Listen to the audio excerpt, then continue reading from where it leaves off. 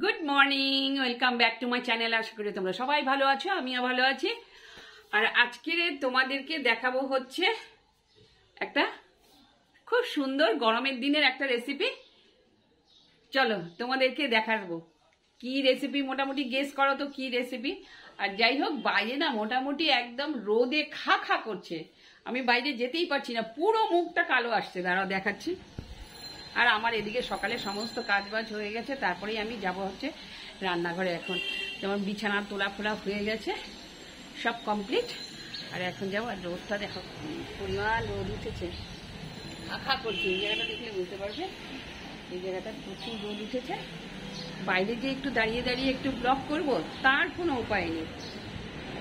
এইটা দেখো কি সুন্দর হয়েছে, ছোট ছোট কচি কচি একদম বেরিয়েছে পাতা, কচি কচি বেরিয়েছে মানে পাতা। আর এ তো উপরে উঠেই যাচ্ছে, উঠেই যাচ্ছে, উঠেই যাচ্ছে। ওই দেখো কত উঁচুতে উঠে গেছে নিচেতে, ওই দেখো।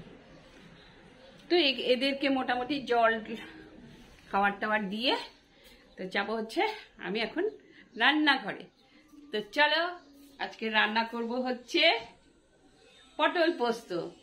যদিও তোমরা সকলে জানো পটল পোস্ত, তাও আমি করছি, তোমাদের দেখতে ভালো লাগে বলে আমি এটাই দিলাম আজকে। ভাবছি কি দেবো কি দেবো। যেমন গরমের মধ্যে তো খুব একটা বেশি ব্লগ করতে পারছি না এখন, সারাদিন মানে এত গরম লাগে। তার জন্য আমি যে ছোটোখাটো একেবারে ছেড়ে দেবো, তার জন্য বললাম ছোটোখাটো কিছু রেসিপি দেখালেও ভালো লাগবে তোমাদের, তাই না? চলো দেখাতে যাই। নিয়ে নিলাম আমি আজকে 10-11টার মতন বড় বড় সাইজের পটল।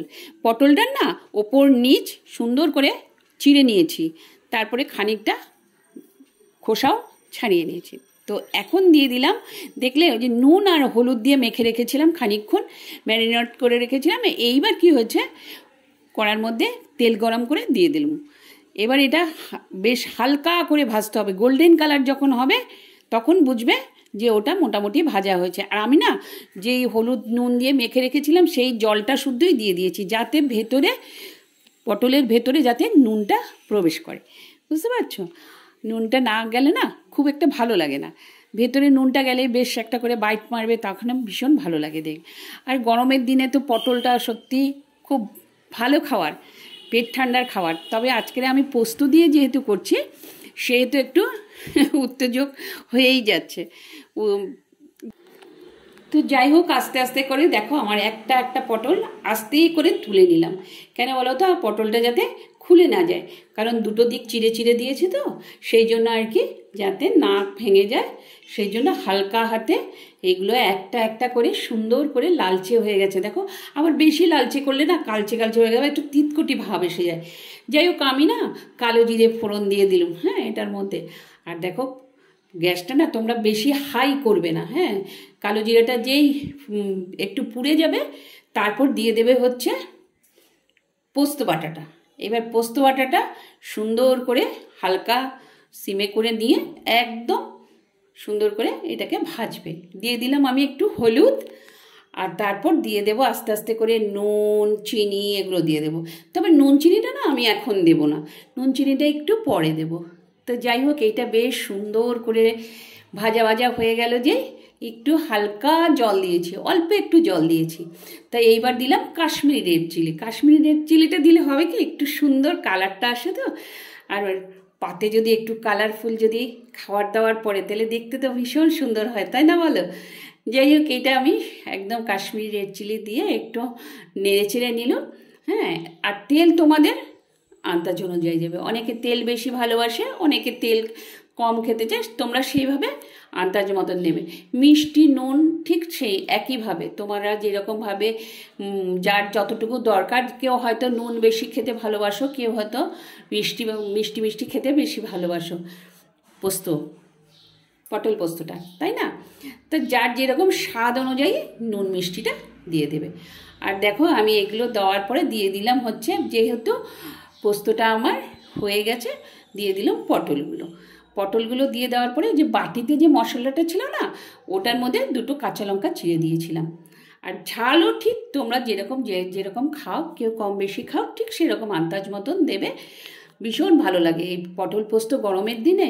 যাই হোক, আমি বাটি ধোয়া জলটা দিয়ে দিলাম, মশলা বাটি ধোয়া মানে মশলা যেটা ছিল, মানে পোস্তের জলটা যেটা ছিল সেটা আমি দিয়ে দিলাম।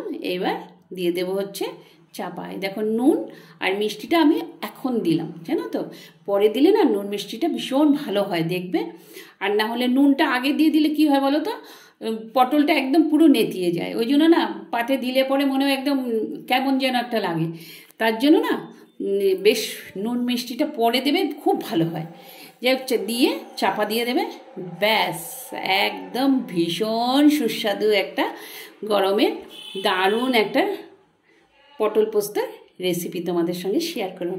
আশা করি তোমাদের ভীষণ ভালো লাগবে। তোমরা একবার করে দেখো এরকম করে, খুব সিম্পলভাবে। আমি কিন্তু আবরে জাবরে কখনো করি না, খুব সিম্পলভাবে করি আর ভীষণ সুস্বাদুভাবে করি। আর তেলও আমি খুব বেশি তেল দিই না। আর আস্তে করে এবার দেখো প্লেটের মধ্যে আমি ঢেলে নিচ্ছি। গার্নিশিংয়ের জন্য তোমরা ধনেপাতাও একটু ওপর দিয়ে সুন্দর করে সাজিয়ে দিতে পারো, ভালো লাগবে দেখতে। আর কাঁচা তেল দিয়ে দিতে পারো, যে কাঁচা তেল খাও তারা কাঁচা তেলও ওপর দিয়ে একটু ঘুরিয়ে দিতে পারো। যেহেতু আমার খুব একটা ভালো লাগে না, সেহেতু না আমি কাঁচা তেল দিলাম না। তো যাই হোক, সুন্দর করে একটা কাঁচা লঙ্কা দিলাম। কাঁচা লঙ্কার ফ্লেভারটা ভীষণ সুন্দর লাগে, তো সেই জন্য কাঁচা লঙ্কাটা দিলাম। আর দেখো এই যে পটলটা পুরো আস্তে আস্তে রয়েছে, একদম নেতিয়ে যায়নি, ভীষণ ভালো লাগবে দেখবে এরকম করে। আশা করি রান্না করে আসার পরে মানে ঘেমে নেই কি অবস্থা, টিপ কোথায় গেছে জানি না। একটা টিপ পরেছিলাম, টিপ নেই, টিপ হাওয়ায় উবে গেছে। মানে এরকম করে মুছতে মুছতে তার অবস্থা ঢিলা। যাই হোক, মানে রেসিপিটা যদি কোথাও কিছু ভালো লাগে, রেসিপি তারপর হচ্ছে ব্লগটা যদি কোথাও কিছু ভালো লেগে থাকে, লাইক করো, শেয়ার করো, সাবস্ক্রাইব করে নতুন বন্ধুরা অবশ্যই একটু করে দিও please please please. Tata, good night. কালকে একটা নতুন ব্লগের সাথে আবার তোমাদের সঙ্গে দেখা করবো, ঠিক আছে? ভালো থেকো, সুস্থ থেকো।